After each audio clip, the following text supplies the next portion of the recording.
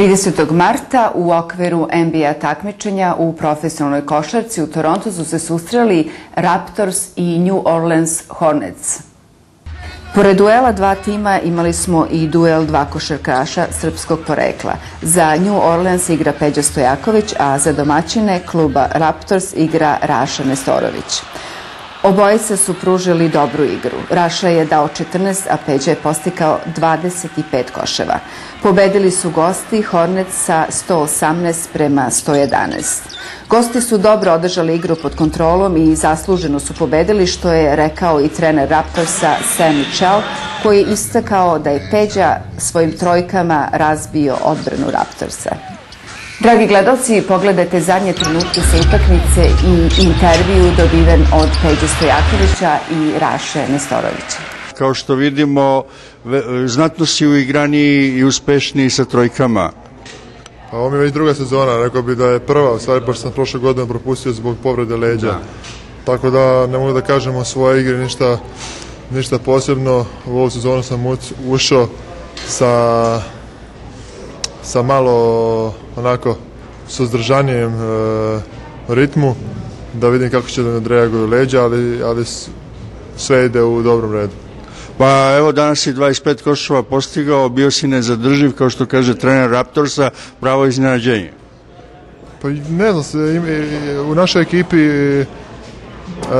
imamo dva vrlo dobra igrača, Chris Paula i David Westa. Mi imamo te, kako bi rekli, drugačije uloge nego što smo imali u prošlosti. I jednostavno, danas mi se ukazala prilika i igrači su me tražili i pogađao sam te šuteve. Pa, uglavnom sam bio i na svojim mestima kad si šutirao, bilo na levoj strani ili na desnom krilu. Ja po krilima trčim, kao Dragiša Binić. Što se tiče vašeg dela lige, tamo je, što se kaže, veoma tough situacija. Svi ste nešto tu blizu. Šta misliš kako će se nadalje odvijati takmičenje? Pa zapadna konferencija je mnogo teška. Ja mislim da ima 9 izjednačenih ekipa. Jedan ili dva poraza mogu stvarno da poremete niz. Nama je ostalo još 11 utakmica. Svaka utakmica je važna kao play-off utakmica. Tako da pokušat ćemo da ostvarimo što bolji skor i da imamo dobru poziciju za play-off, barem prednost domaćeg terena u prvom krugu. Ok, želimo ti nadalje uspeh, Peđo, i sve najbolje.